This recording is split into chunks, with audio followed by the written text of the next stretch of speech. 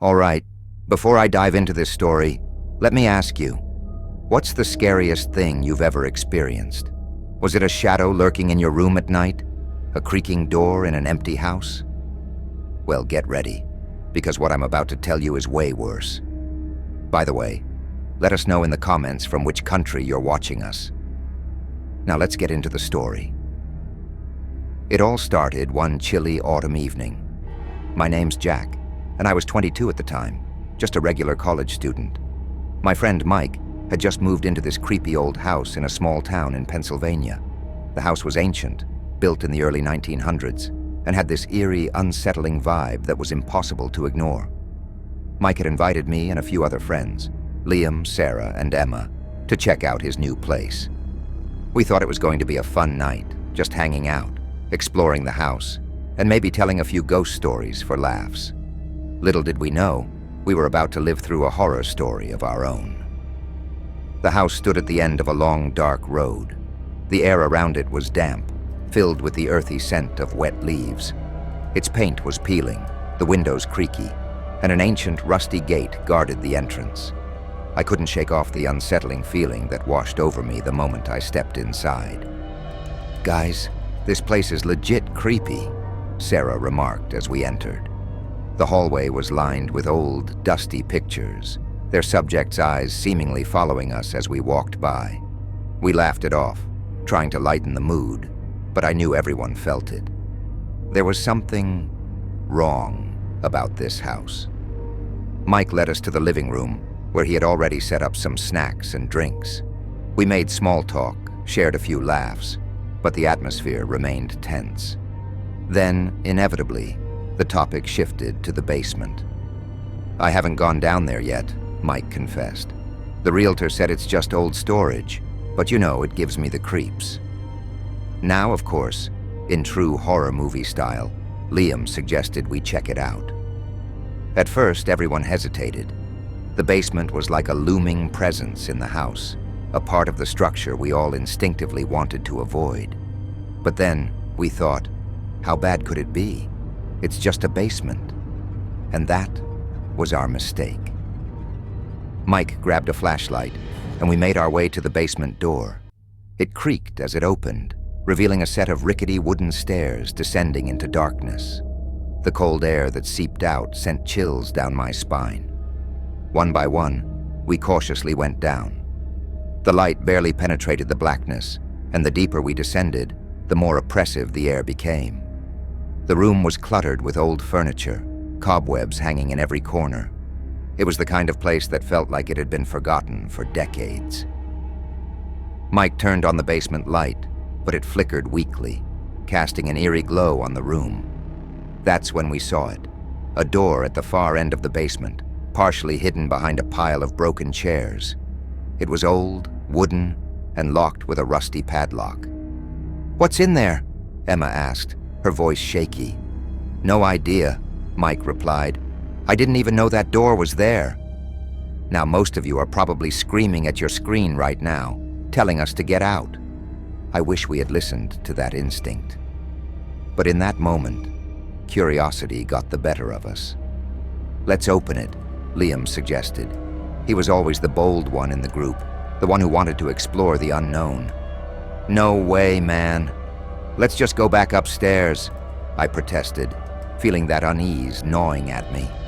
But Mike, caught up in the moment, sided with Liam. "Come on, Jack. It's probably just some old storage room." Mike found a toolbox and managed to break the rusty lock. The door creaked open, revealing a narrow, dark passageway lined with stone walls. The air inside was colder, and I swear I felt something move in the shadows. "I don't like this," Sarah whispered. "Let's get out of here." Despite the fear gnawing at us, we stepped inside. The passage was claustrophobic, the ceiling so low we had to crouch. As we ventured further, the sense of dread intensified. I could hear Emma muttering under her breath, probably praying for this to be over. The flashlight flickered, and that's when we heard it. A faint whisper, like someone calling out our names. Did you guys hear that?" I stammered, my heart pounding in my chest. "Yeah, but it's probably just the wind," Mike said, though his voice betrayed his fear. We continued, but I knew everyone wanted to turn back. Then at the end of the passageway, we found another door. This one was different, newer than the rest of the basement. It had no handle, just a strange symbol carved into the wood. "What the hell is this?" Liam asked, tracing the symbol with his finger. The air around us grew colder, and suddenly the door shook violently, as if something on the other side was trying to break free. We all froze, our eyes glued to the door that rattled with a force that seemed otherworldly. My heart felt like it was about to leap out of my chest. I glanced at Mike, his face pale as a sheet. We need to leave. Now," he stammered, his voice barely audible. But before we could even turn around, the door burst open with a deafening bang. We stumbled back, gasping in shock. Beyond the door, there was nothing but pitch-black darkness. It was an abyss, an endless void that seemed to stretch far beyond the basement's walls. And then we saw it, a faint figure standing in the shadows. It was tall, its outline barely discernible, like a wisp of smoke caught in the dim light of the basement. The air grew colder, our breaths visible in the eerie glow. The figure moved slightly, and that's when we heard it, a low, guttural growl that sent chills down our spines. "Run!" Sarah screamed, snapping us out of our daze. We turned, scrambling to get back to the narrow passageway. As we bolted, I could hear footsteps behind us, heavy and echoing in the confined space. Whatever was in that room was following us, and it was getting closer. We stumbled back into the basement, gasping for air. Mike fumbled with the flashlight, its beam flickering wildly, casting distorted shadows on the walls. "Where's the exit?" Emma shrieked, her voice cracking with fear. Liam pointed toward the basement stairs, but as we ran towards them, the light above us flickered and went out, plunging the room into complete darkness. We froze, trying to listen over the pounding of our hearts. Then, from the shadows, a faint whisper. "Jack, Emma, Sarah." It was calling our names, and it was coming from all around us. I grabbed Sarah's hand, my heart racing. "We have to get out of here," I muttered, trying to stay calm. But deep down, I knew we were trapped. "Over here," Mike shouted, pointing to a small window near the ceiling. It was our only way out. "Help me break it," he yelled, grabbing a piece of wood. We rushed over, adrenaline coursing through our veins as we bashed against the window. Crash! The glass shattered, and cold air flooded into the basement. One by one, we hoisted ourselves through the narrow opening. I was the last to climb out, glancing back into the darkness. For a split second, I saw it.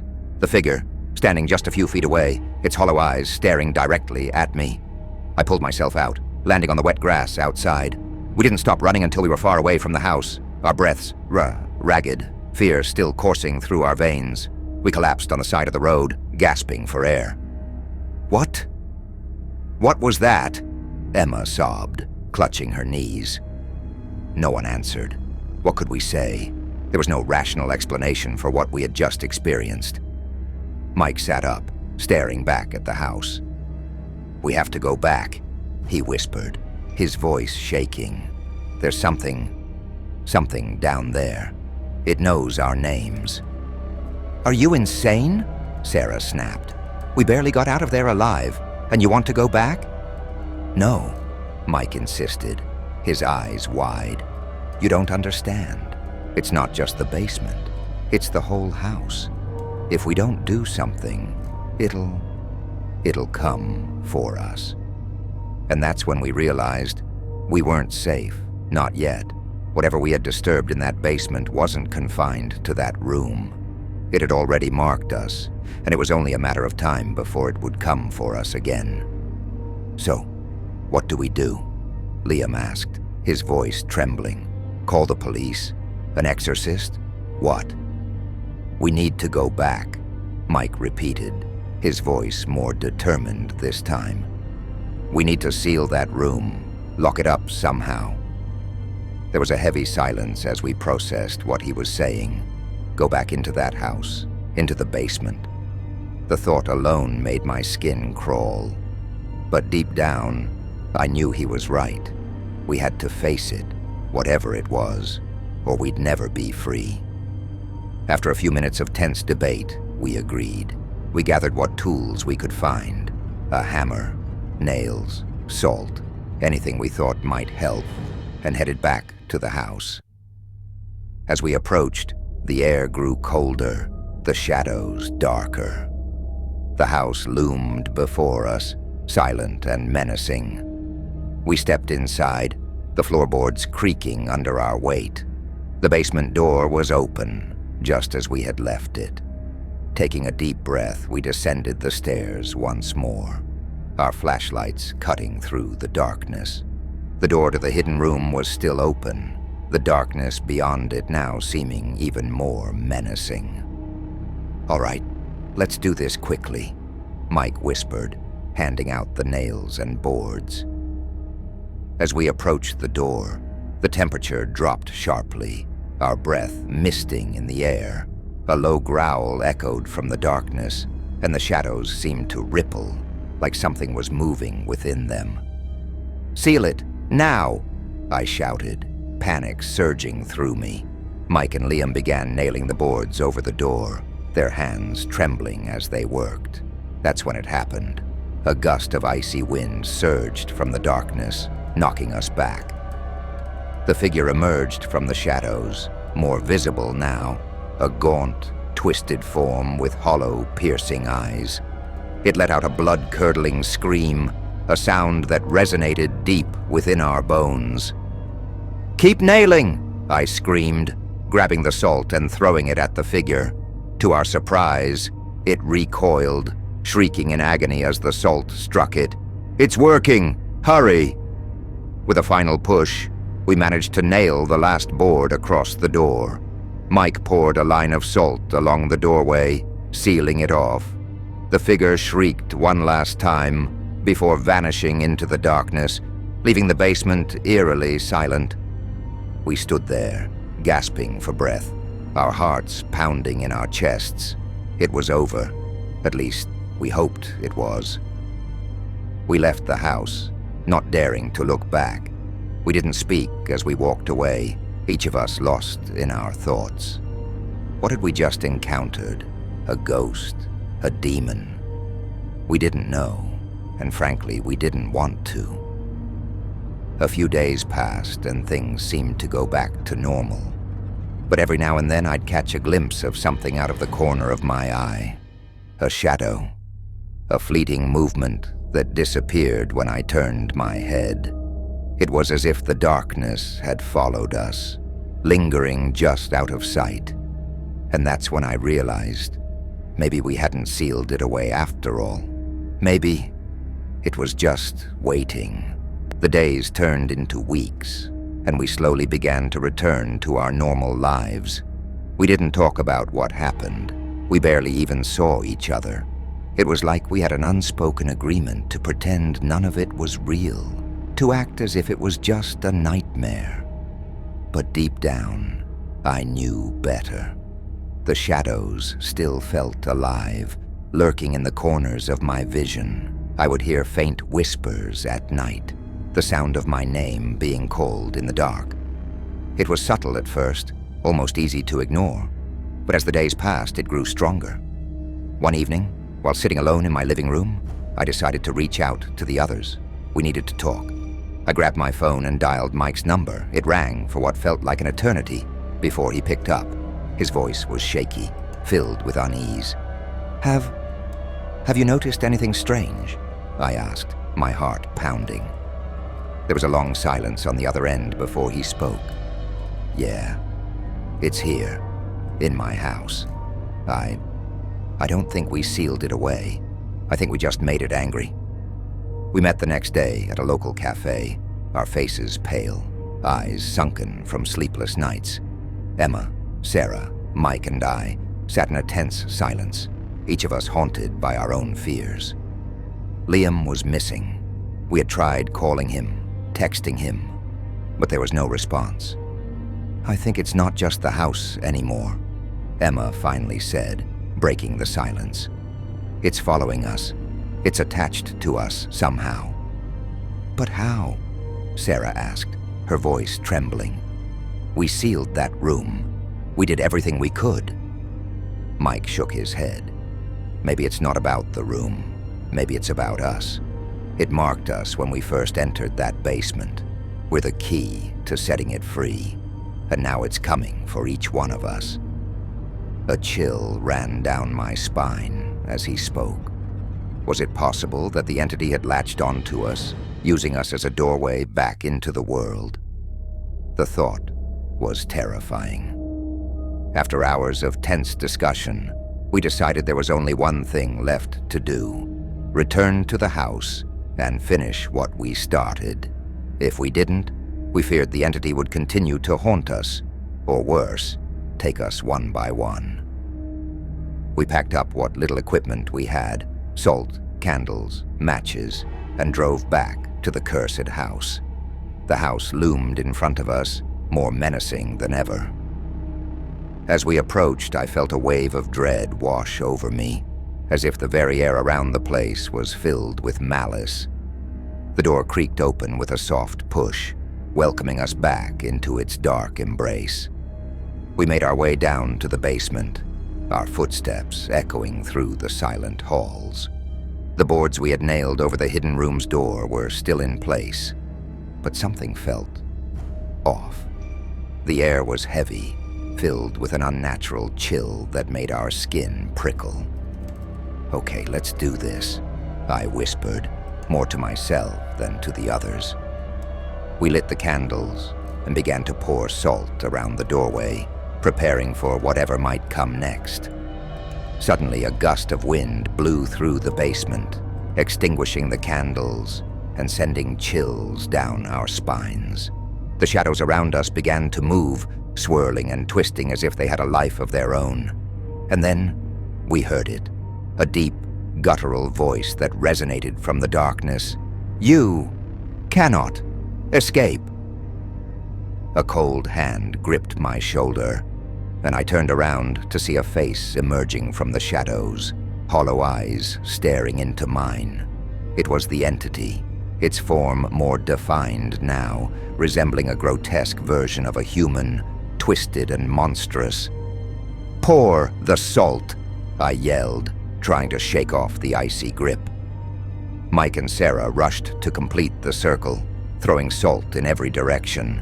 The figure screamed, a sound so piercing it felt like knives stabbing into our ears.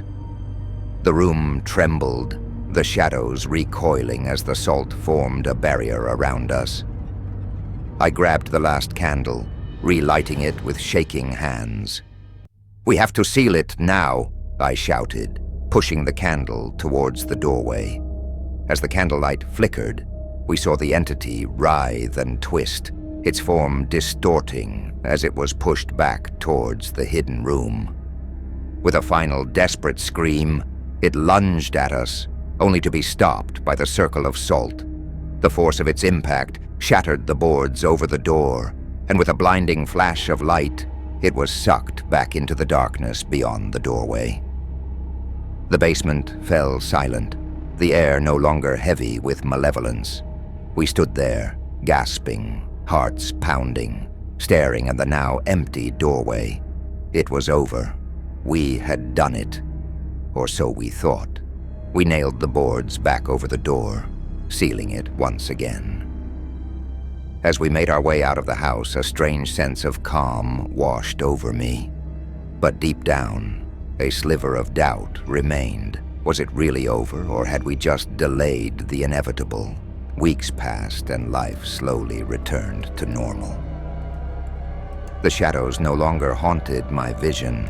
The whispers ceased, and for the first time in what felt like forever, I slept peacefully. We never spoke about that night again, choosing to bury the memory deep within us. But every now and then I would find myself standing in front of a mirror, staring at my reflection. And in those quiet moments, I'd see something in the corner of my eye, a flicker of movement, a hint of darkness. It was a reminder that some things never truly disappear. So I have to ask you, the listener. If you were in my place, would you have returned to that basement? Or would you have run, leaving the darkness to fester? And by the way, where are you listening to this from? Let us know in the comments. The darkness may have been sealed, but sometimes it finds a way back.